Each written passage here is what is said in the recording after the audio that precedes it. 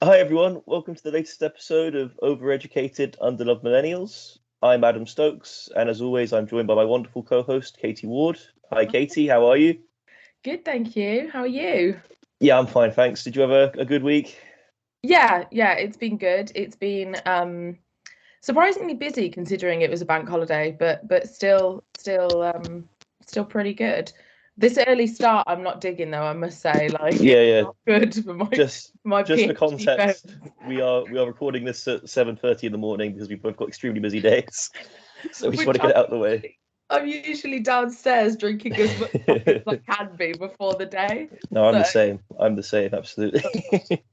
Uh, so for today, with the death of the monarch and Queen Elizabeth II's funeral being the Monday just gone, there hasn't really been much in the news. I think the best sign of that has been the fact that the front page of the BBC currently is talking about Holly Willoughby and Peter Schofield skipping the queue, which has been, a very British Ollie scandal, and let's Phil say. have messed up, man. Yeah, Ollie they are not in the good books of the nation. Let's just say that. I mean, Well, I saw a poem the other day that was great. I reshared it. I'll see if I can share it on Twitter where it was somebody had written a poem about them skipping the queue. And I was like, you know that you've hit a really big nerve in the Britain when people are that's writing yeah, poetry, that is wow. slam That is poetry about what you've done. You're gonna have university bars with like their poetry slams all about Philip Schofield and Holly Willoughby. I mean, that is. But yeah, I mean, I think that this week it's like you said, there's not a lot of news. I know that Liz Truss is meeting Joe Biden soon. She's in New York at the moment. Joe Biden is not thrilled about the concept, which is, as most people aren't.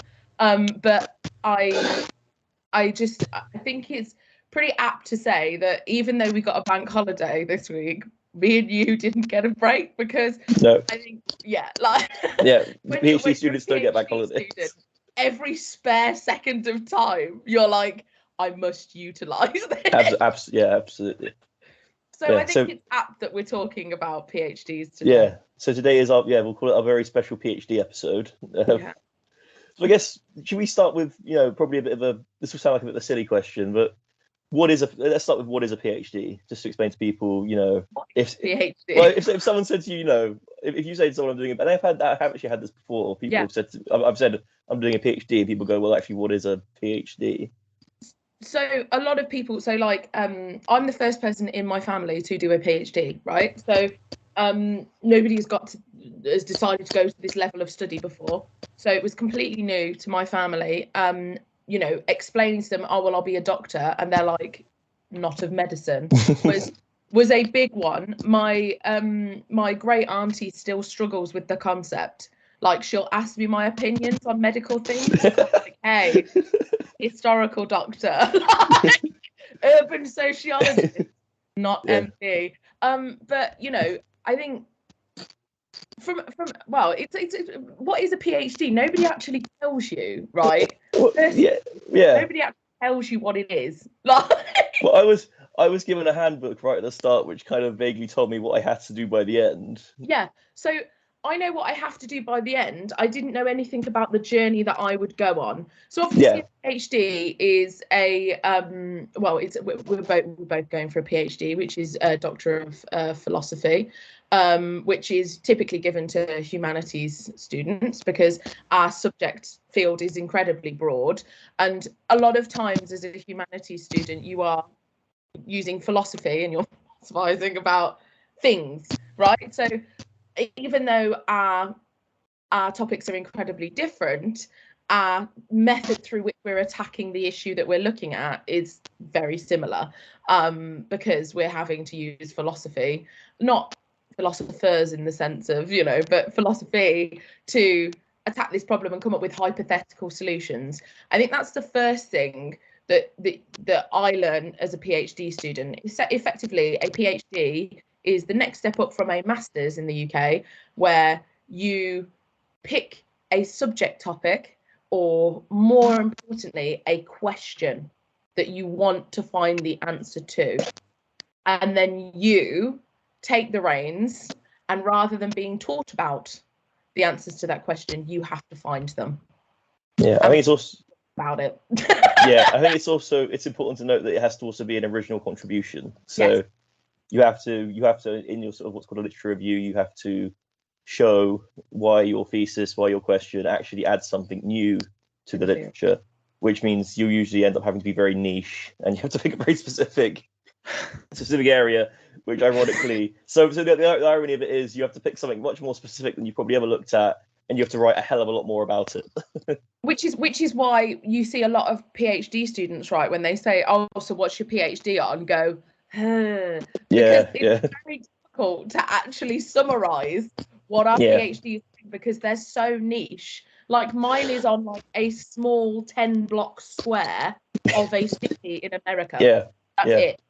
Like, and that I'm writing a book about that. What's the what is the official word count at UEA? Do they have a maximum word limit on it? Not sure. Nobody's this is that I wanted to talk about. Nobody tells you anything, and this is really my bugbear with PhDs, is that as somebody who's from a background whose family have not been able to go to university before because of our social class, nobody has told me what I needed to do. So when I started the PhD, it was like, you're here, well done, you've got this great idea, now go. And you're like, and do what? How big is this piece that I need to write? It's extremely independent. I mean, I was given, as I said, a sort of a handbook, which kind of gave me the sort of, basic information. Thankfully, actually, it did have a sort of year by year, what you need to accomplish by each year sort of thing. So that was at least something. Oh, wow, that's better than I got. Yeah, but I mean, I think it is very important to emphasize it is very much an independent piece. I mean, extremely, very much, you are on, not completely on your own, you've got supervisors, but you are very much sort of, it is your work. You have to, keep yourself motivated, keep yourself on the ball doing it. So sorry, I've just looked, it's 65,000 words. Oh, okay, mine's 90. Oh, okay. I'm glad it's not 65, because I would definitely be way over that. Yeah, the thesis shall not exceed 65,000 words in length. But I'm assuming that doesn't include, footnotes and references, because mine is 90,000. Yeah, mine's 90, not including all that stuff. Because my supervisors were like, so what we're going to do is you're just going to write everything, and then we're going to take big blocks of it and just chuck it in references. And I was like, great. Teach me how to do this. I think obviously we kind of like opened PhDs with the sort of initial first year response of what the hell do I do, which I want to say to anybody that's thinking of doing a PhD and is watching this thinking, oh my goodness, what is a PhD? That is normal, right? Not knowing where you are, not knowing what you want to do, not even knowing your final thesis topic is normal. Yeah, absolutely. First year. We're quite experienced at that. Like the analogy I choose to make when I think about a PhD thesis, which probably isn't, going to entice people thinking about doing one very much. Have you ever seen The Thing? John Carpenter's The Thing. No, I haven't. It's a horror movie about this thing, an alien creature, which changes shapes and transforms. It's like the Blob. Yeah, sort of. But basically, when it comes into contact with someone, it will take their shape. It transforms. So basically, what I say about a thesis is, it's this weird thing that every so often comes in contact with something and then rapidly changes shape, and it's terrifying. It's scary. It'll terrify you, but yeah, eventually it'll find a final form, and it'll be fine. And you sit there, and it as it sort of changes and metamorphosizes, you're thinking, have I just wasted reading about this topic and now I'm not going to use it? No, but absolutely. I can assure you, everything that you read during your so I'm starting to write now. Adam is starting to finish his thesis. So everything that I have come into contact with so far is helpful in its own little way of understanding something. Everything that you read will be able to help you in some way. So don't be scared of that as your thesis moves. And also, I think it's important to be absolutely open and honest about how many times your thesis has changed. I have been doing a PhD for 3 years part-time, which is why I think it's quite good that we're talking about it, because we've got both sides of the equation here, full-time and part-time. I have changed my thesis 5 times. 5. No less than 5. Like, and it got to a point with my supervisors where every time we were having a meeting, which was monthly, we were going, now let's cut that out. Let's make it about this a bit more. Yeah. Like mine first started being about generational trends in cities. So why millennials are moving to cities, which no other generation has done. Other generations have left cities for the suburbs. Millennials are moving back. So I'm going to discuss that. But the more and more I got interested in cities, I was going to start on New York. Then I expanded to 5 cities. Then I went down to 3. Then I went down to 2. Then I went down to 1. Then I went down to a single neighborhood. Like it's just, it focuses itself. But you need to do that, and you need to do your wider reading to be able to really hone in on something, I think. Yeah, it's interesting. Yeah, it's interesting. So as a full-time PhD student, I effectively spent the first from September to December just reading a whole wide range of topics sort of related. I knew I wanted to do something on either regionalist parties or pro-independence parties. And originally I did have, because obviously you have to get a PhD, you have to write a proposal and have a research question. And I think it was related to how the EU responds to these parties. But effectively, as soon as I came in, both my supervisors were like, all right, go read a whole bunch of stuff on regionalist and pro-independence parties, on the sort of general field, like general, ideology around them, and write and think of a bunch of different research questions. Yeah. And then pick one. And then so after going through all these different research questions, looking at all this different stuff, by sort of December I did have my research question, but it was quite an intense. Basically spending just 3 months just looking at paper after paper. But this is the difference, though, right, between full-time and part-time. So basically, with part-time, you effectively get double the time of a full-time student.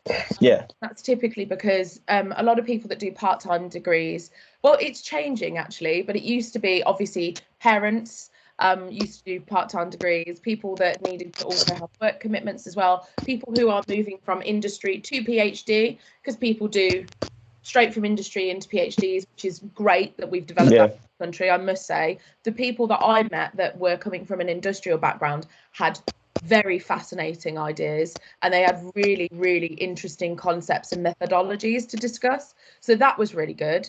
And obviously, so part-time degrees, PhDs, are developing as a field. Mainly for me, I did a part-time PhD because I couldn't get funding. Funding is obscenely competitive in the United Kingdom, and I assume everywhere else.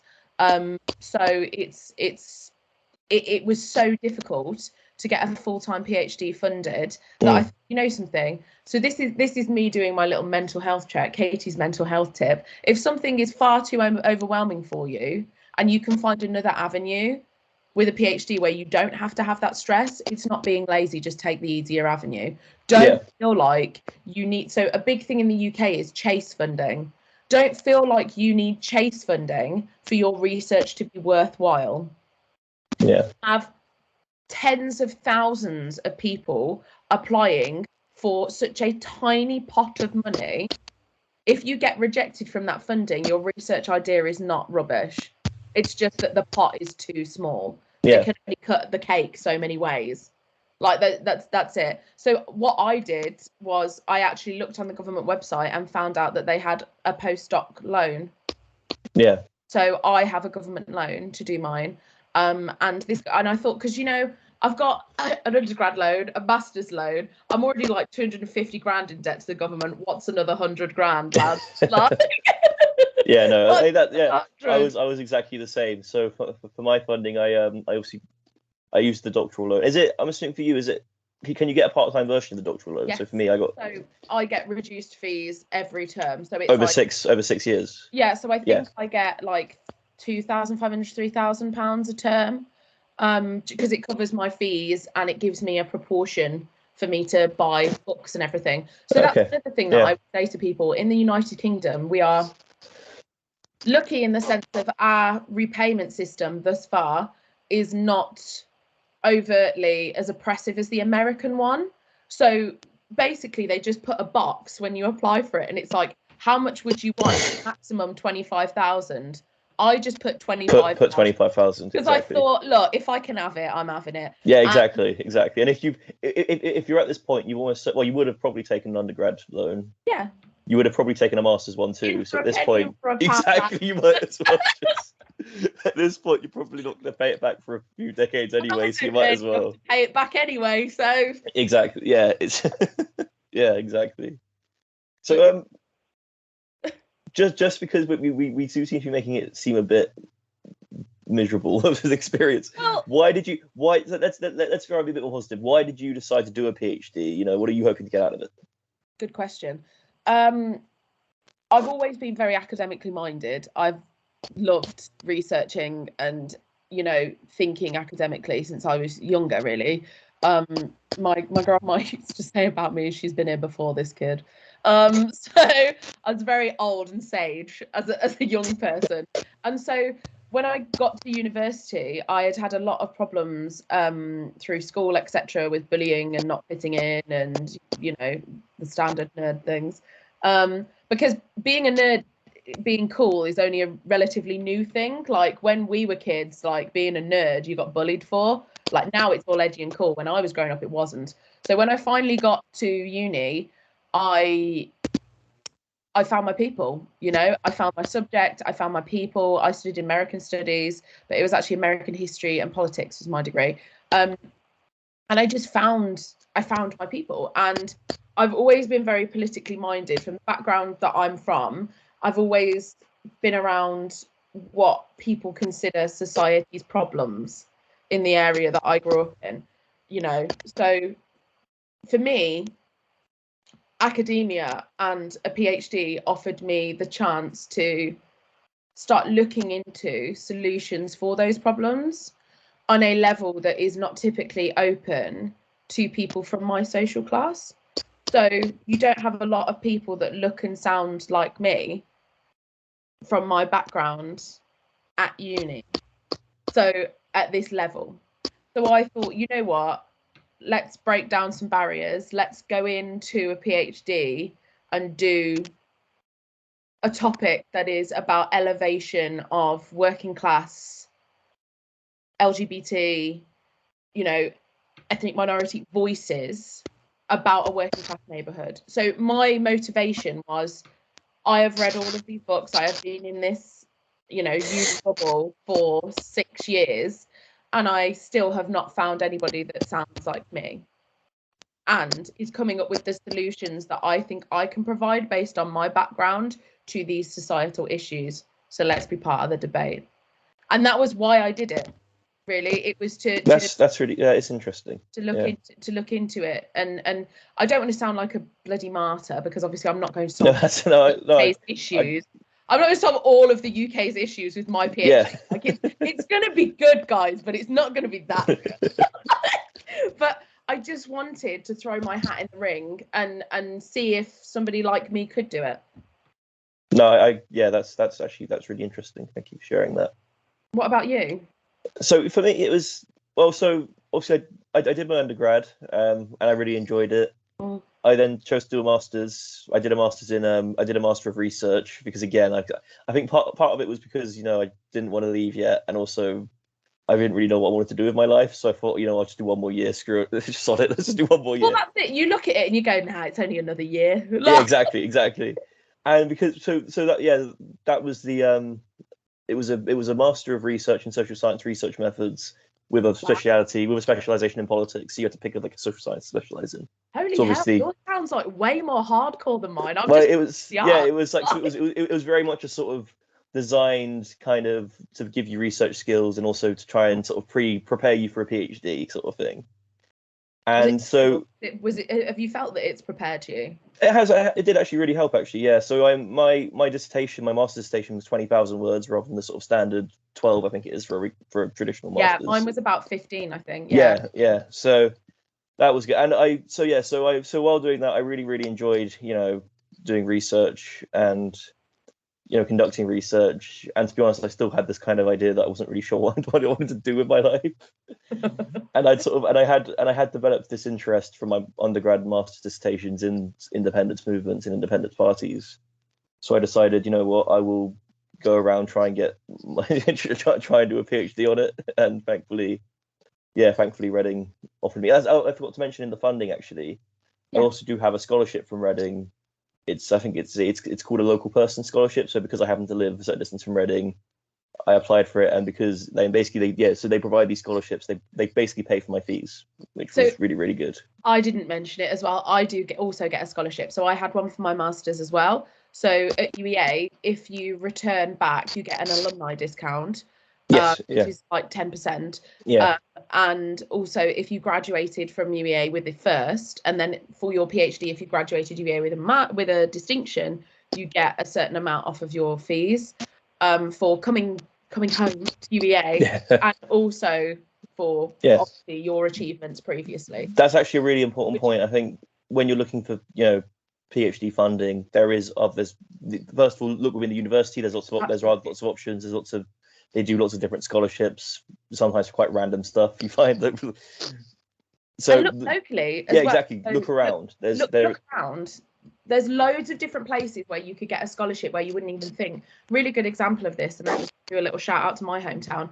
My hometown is Bedworth in Warwickshire, and we had a town benefactor Nicholas Chamberlain, who our school is named after. And Nicholas Chamberlain left a grant, basically, so that all of the children of Bedworth could be educated, and that we used to fund our free schools in Bedworth. Oh, amazing. Yeah, so now we have a board of trustees from our town who look after Nicholas Chamberlain's money, because he still has money, and they invest it in different things to make sure that his fund carries on. I actually got grants from them. Oh, incredible. Yeah, because I went to university, I got termly grants from them because I'd gone to university and I was a child of Bedworth. Oh, amazing. So even on a minutely local, this is just my town level. And I wouldn't have found out about that. I'm just going to say this now. It's probably nobody's going to watch it, but I wouldn't have found out about that if it wasn't for an old teacher from our school called John Haynes, who taught my uncle and my mum. And he like sort of helped me and advocated for me and got me that money, which when you're a student, £500 a term is a lot of money. It does. Yeah, it helps. Every little helps. A new laptop with it. Steal a slogan. Exactly. It's like it helps. Absolutely. So, like don't be afraid to look around, but also I would say as well, one of the things that academia does, just to go off on a bit of a, but it is related, is it makes you think, because of its incredibly independent form of research, it makes you think that you need to tread the path alone. Yes. And you don't. Yeah. You don't need to tread the path alone. Ask people who are at a further part in their PhD than you are. Ask people. I mean, I found a lovely community on Twitter. When you go to conferences, talk to people that are at the same level as you. Yes. What they've done. It doesn't. It's not. The thing that I find the most annoying is this attitude that it's a competition. It isn't a competition. We're all in this together to expand our own fields. All of our blinking theses are that niche. We can't compete with each other because So it's not a competition. Ask people how they've done it, and you'll get tips and pointers. And also, don't feel the need to go and. I think the reason that PhDs get a really bad rap is there's like this constant pressure of 3 years, 3 years, 3 years, 3 years, 3 years, or for me like 6 years, 6 years, 6 years. Everybody that I have spoken to has not done a PhD in the allotted time. They've needed an extension. They've needed a break here. It's okay. Yeah. Like it's incredibly difficult. To not sugarcoat it, a PhD is the hardest thing that I have ever done.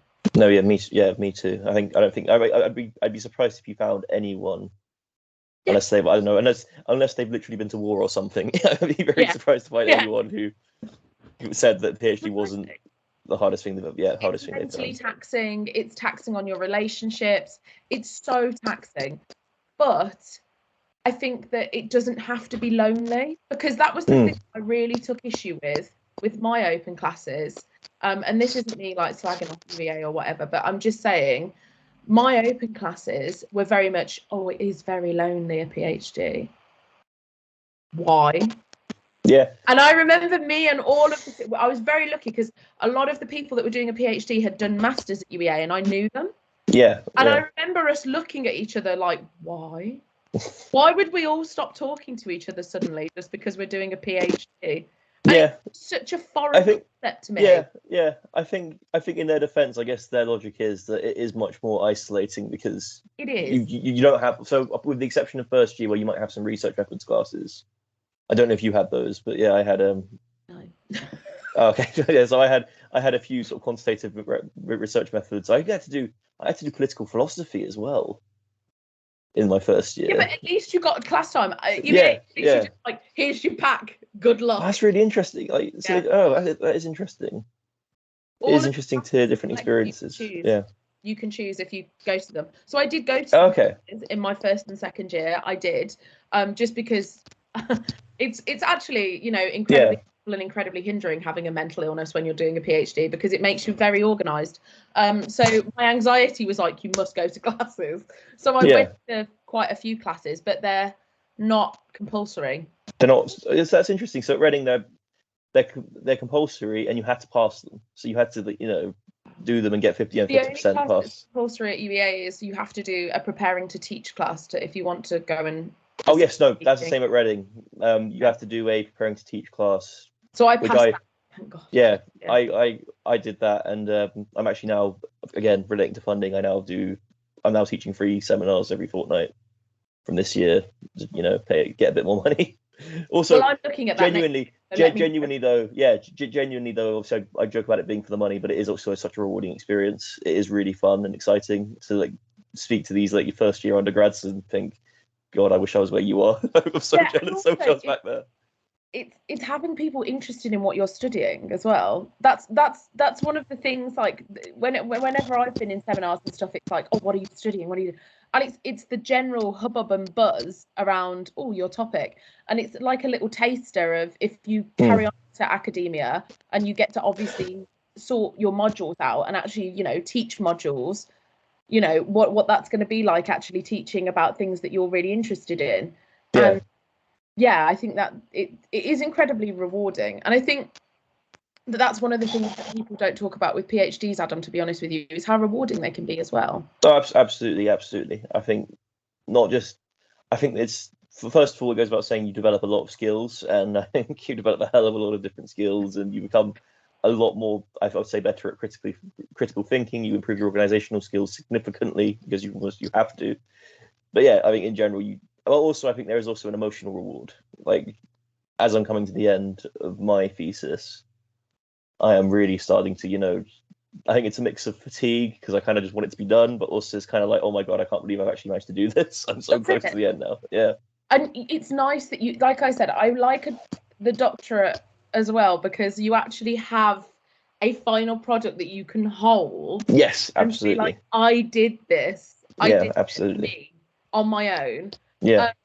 But yeah, like, I think that it can be incredibly rewarding, and also as well the relationships that you build along the way and the connections that you make. So one of the things that they say to you is, network. I don't do networking very well because, like, it's quite a foreign concept to me, of just going up to people and going, what do you have that I need? Like, I don't like it. But I find it very impersonal. But I have made a lot of friends at conferences from world over.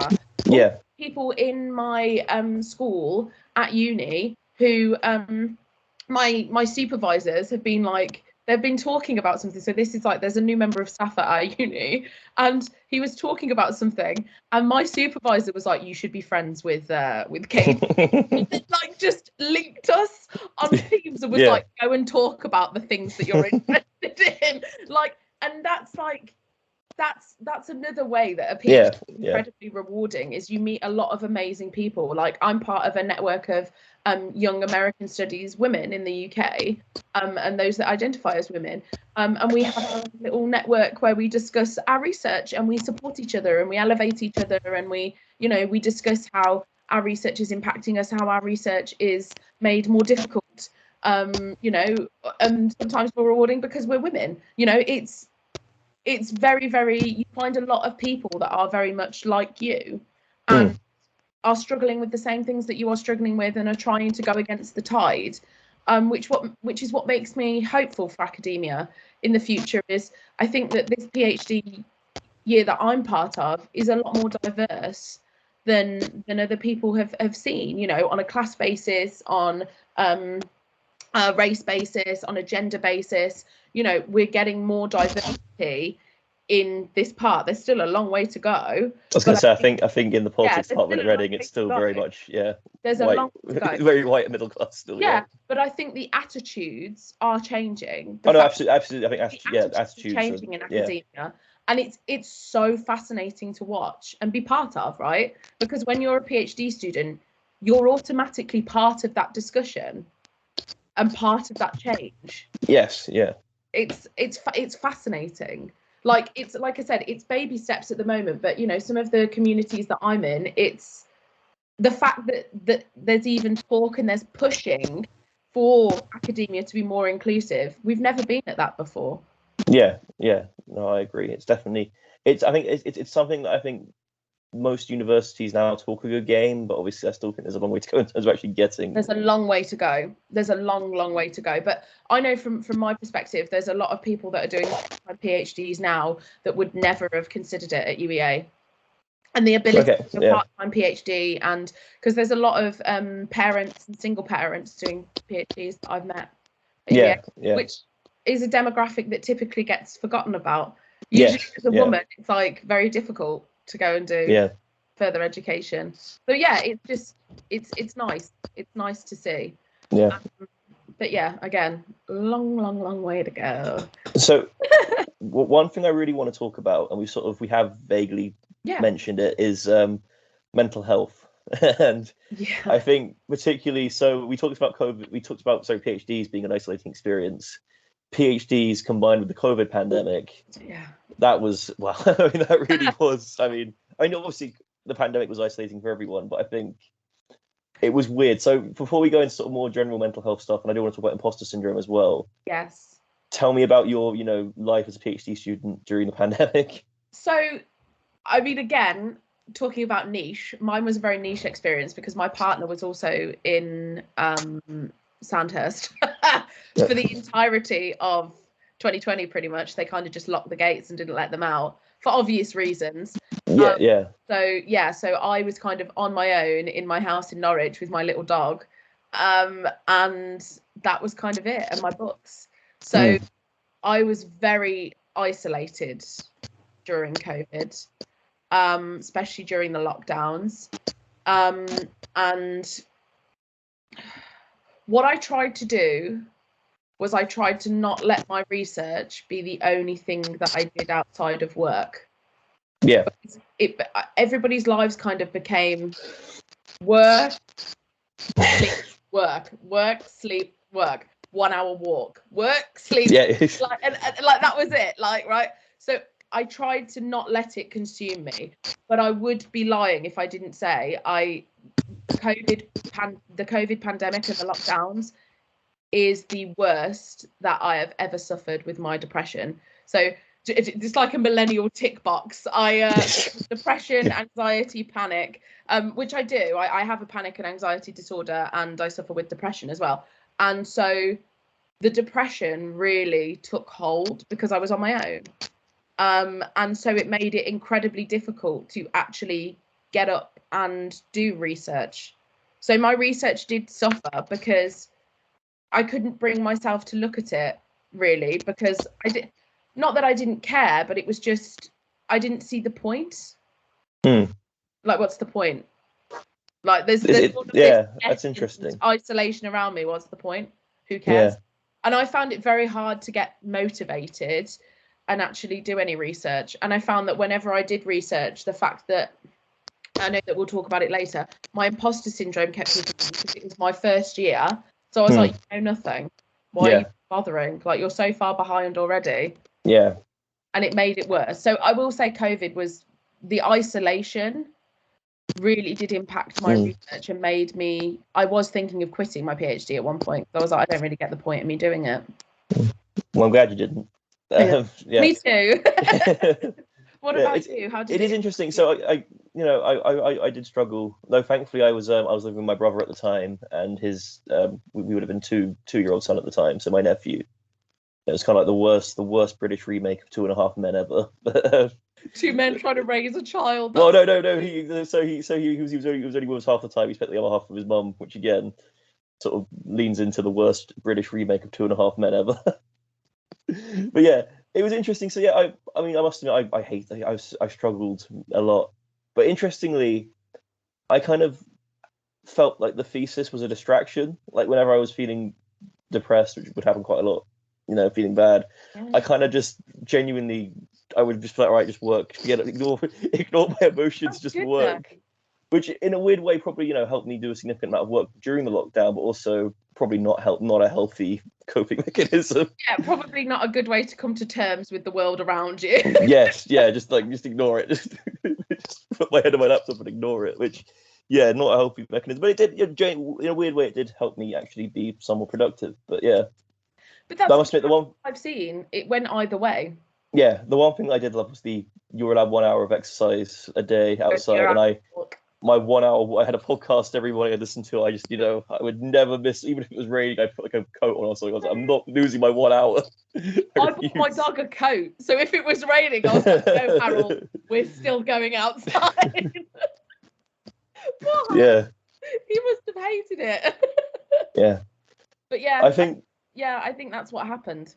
I think outside of COVID, though, one thing that should be noted is that, and this has been proven statistically time after time, the mental health of PhD students, even compared to, mental health amongst students isn't particularly good anyway, but the statistics for PhD students are genuinely frightening. I mean, you see survey after survey that shows sort of suicidal tendencies in sort of 30 to 40% of PhD students, which is obviously massively concerning. I mean, that's just ridiculous. And so there's no way of justifying that. It's completely insane. And I think what is important is, so for example, the last couple of years I've been using the university's counselling services quite a lot. Same. And these services do exist, and I think what I would say is generally if you're a PhD student and you are having mental health problems, you are, even though it might feel like it, you're alone, you are not alone. There are people who can help you. There are services out there. Are these services the best? Not always. Do they need more money? Absolutely, they need more money, and they need to be funded more. And we've been saying this, I think, mental health. I think it's something we've been saying for about 10 years. Shows you our attitude towards the conservative funding. Well, I mean, just mental health in general, I think has never been given the funding it needs under any government. I agree. But particularly, I think for PhD students and for students more generally, I think there is stuff out there, and I would recommend you do try and use it. I think obviously it does have limitations, but it does really help. And just to echo that, yeah, exactly. You're not on your own. And when you are at your lowest, there is somebody that has been there too. And they know how that feels, and they are more than happy to help you. So reach out and utilize, which is why, like I said, I push back against that. You are very alone when you do a PhD. You're not, okay? There are still people. Yes, the pool is smaller, right? So only a small percentage of people in the UK go on to do a PhD. So yes, the pool of people is smaller, but we are still here. And we're more than happy to talk and to unpack. I have not met a PhD student that doesn't want to help another PhD student when they're in a time of need. And to say during 2020, like I said, my mental health plummeted. I was suicidal and I was referred on. And it was very important to me to actually talk to people that were in the same situation as me. Doing a PhD during a pandemic, I can pretty much safely say, hand on heart, there was nobody alive that was going through what we had gone through at that point, because the last proper pandemic was like in 1916. So yes, 18. The Spanish flu after the First World War, yeah. Yeah, there was nobody that was living that was going through what we were going through. So yeah, of course we were going to struggle. And I think that it's giving yourself a hard time and making yourself think that, well, I'm struggling because I'm not very good at it and I'm not, is ridiculous. The deadlines that we have as PhD students, the funding that we have to struggle with as PhD students, the questions that we're battling and the level of work that we have to do, especially sometimes as well alongside actual jobs as well, is incredibly stressful. Something's got to give. And it doesn't have to be you. It doesn't have to be you. There's no shame in taking a break. There's no shame in asking for help. We need it. A lot of time. And the fact that it's like that, I think, is something that, again, like we said, academia is changing. It needs to change when it comes to being funding motivated, etc. PhDs need to be a lot more flexible than yes, yeah, because absolutely. they need to realise that people have lives and people have mental health that they need to look after. I think this is probably a good time to talk about imposter syndrome. Yes, I was going to. I thought this is good. So, the University of Reading does lots of for the PhD community does lots of these sort of general 1 hour courses, like these general sort of. And there was one I did on imposter syndrome, and so just to sort of give you an idea of what imposter, for those who don't know, imposter syndrome is this idea that you feel like you don't belong where you are. You almost, well, it's in the name, right? You feel like you're an imposter. You feel like, I got here by luck, or you feel like, I'm not really as good as everyone else. I just kind of somehow fluked my way here. So and apparently, so looking at in this course, the statistics that they showed me, well, I can't remember the exact statistics, but it was an overwhelming majority of people will feel, even just to some degree, a level of imposter within PhD community will feel a degree of imposter syndrome. So much so that I would say, if you're a PhD student and you don't feel imposter syndrome, you're probably either rather arrogant, possibly a psychopath, or you're not doing the PhD right. Or you're not, or like you are something doesn't. Well, it's just, that's the thing. I can't imagine how you couldn't. It would just be so. You'd have to have such a degree of self-confidence, an insanely high degree.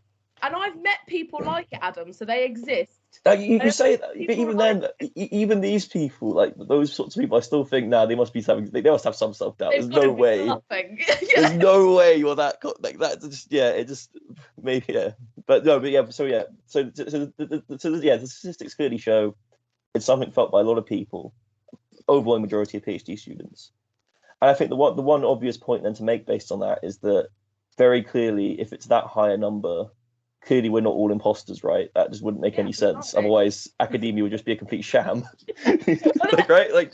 That would make no sense. Yeah, isn't it a bit like adulthood? Like when you're a kid, you look at adults and you're like, man, you've got it all figured out. And then you become an adult and you're like, really, we're all just peeing and squid. Yes, absolutely. What we're doing.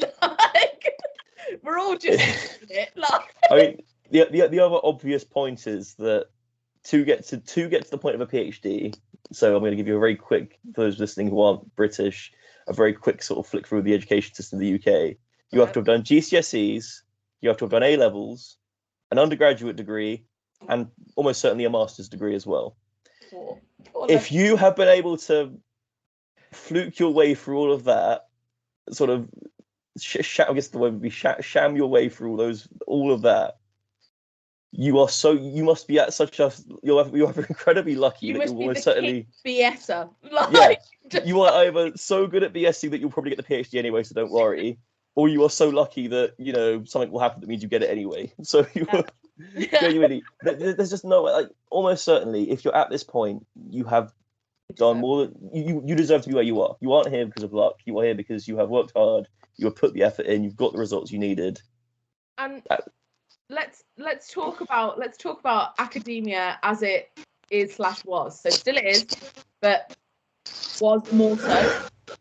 A load of old white middle class people fluffing each other's feathers. Thank you for keeping that PG. Yeah, no worries. It was a lot. You had to think about that then. What word am I going to use? Yeah. So anyway, that's what it was. That's what it is, right? In smoking rooms, discussing Plato and everything, right? So my issue was a lot of people think that to be in academia, you need to be like, oh, and let's read Foucault in original French and let's read Marx in German. No, right? No. You don't. One of the most powerful things that my supervisors told me in session 2 of my supervision was, you do not and you will not know everything. Yeah. And that is okay. Yes, because absolutely. as long as you grasp that and you accept that internally, I don't know everything, I won't know everything, you can actually research far more effectively because you're looking to answer questions that you have. So your research as an academic should always be answering questions. Now, there will be some people that will have got further in answering that question than you have. But nobody knows everything. Even these philosophers that people hold on huge pedestals do not know anything. Certain parts of society, right? So it's that's the thing that I tell myself whenever I start feeling like an imposter again. Katie, nobody knows as much about this topic, this little niche topic that you're doing, as you do. Yes, absolutely. You're the expert now. And that's one of the things that you need to tell yourself, I think, to overcome that imposter syndrome, because I suffered with imposter syndrome terribly. Talking, like I said, from a class perspective, there are not a lot of people at UEA doing a PhD that are from my social class, that have my working class accent, which I will not get rid of, and come from the societal background that I do. So yeah, I felt like I didn't belong. Yeah, I was like, wow, it's like, who's this like gobby Midlands girl in the middle of everybody with a lot of opinions? But there needs to be more diversity in academia. So my perspective that I can offer as a working class woman from the UK is niche, and it's something that these people don't have. So it's incredibly valuable, and I think that that's one of the things that I taught myself. If as an academic I'm looking at a text and I'm thinking, wow, isn't that a valuable perspective? Somebody's got to be looking at my perspective and thinking that as well. Yeah, no, absolutely. They haven't lived it. Yeah. So, everybody can, and I think that's the thing about academia. Everybody can bring something to the table. Yes. Everyone. Yeah. Everyone. Yeah, I mean, yeah, absolutely. Everyone has a slightly unique perspective. Yeah. And I think, obviously, the more diverse a group you have in academia, the more unique perspectives you get, and that is I think that is definitely a strength. So the more diverse, the more chance you actually have of answering the questions. Absolutely. No, absolutely. And I think, yeah. So just to round up, because this is a slightly shorter episode, partly because I really want a coffee. Because it's really early. Yeah, exactly. So before we finish off, is there any more sort of general tips, advice, any sort of final wise words of wisdom you want to give on PhD life? Get involved in the PhD community on Twitter. They're very, very, very supportive, and they have fantastic advice. Note taking is my big one. I did want to say this because this is what gave me massive amounts of anxiety. People go, you will have a uniform note taking system, and no, you will not, right? Who told you that? Yeah, that's what I mean. You need to get Evernote and keep all of your notes in there. Damn sister, they're everywhere, right? You find programs that work for you. Your thinking as a PhD student will be hectic. Example, I was shopping yesterday in Aldi, listening to a podcast. No, I'm not. Get out, please. A concept. I thought through a concept and just sorted it out. Yeah. While I was in Aldi. Yeah. I had to make a quick note on my phone because your thoughts are hectic. Yeah, I've been there before. You're out in the public randomly, you have an idea, and you just write it down quickly. Yeah. This makes sense. Yeah, So your thought pattern is hectic. Your notes will be hectic. That's okay. As long as you know the programs that they're in, use it. Oh, and from day one, Zotero, save all of your sources for Christ's sake. Don't not save your sources. That's no, absolutely. Write all your sources down. I remember my first 3 months when I was going sort of crazy with journals, I would save every single one. Same. I had a crazy number of folders and subfolders for different topics and different specific niche topics. And by the end of that, by December, I think it was just a huge. It's easier to bring it down, right? Absolutely. You can then cut it down once you know what you're doing. But absolutely, don't keep everything at first. I think that's everything. But also as well, like I said, mental health. Look after you first. Yeah. You are the most important thing. Without you, there is no PhD, there is no niche topic. It's all about you. So if you need a break, take a break. Yeah, absolutely. I think my final point would be, which hasn't really been mentioned, if you're doing a PhD and your university department does do sort of either social or sort of academic events, do go to them. Try and be social. Try and get involved in your department if you can. I think particularly, not only is it good for your mental health, not only is it actually quite interesting to talk to people, it also does help when you're sort of looking to apply for teaching positions in the department. If you sort of put your name down and people go, "Oh, I know who that person is," Yeah. It helps you rather than just going, "Oh, this is a blank name with a CV who I haven't seen for sort of 2 years." This is rando. Yeah, exactly. It does help. It does help to sort of try and be active in the department. Yeah. Okay.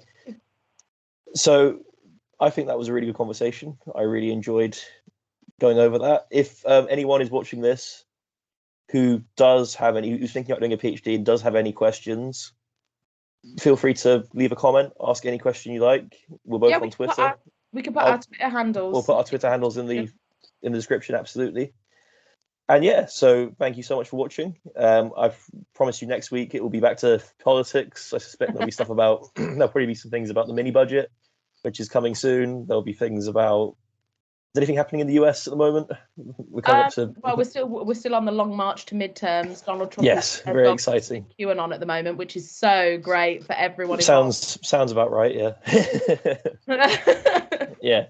Anyway, so yeah, thank you so much for watching. As always, please like, share, subscribe, all that jazz. Thank you so much, and see you next week. Bye.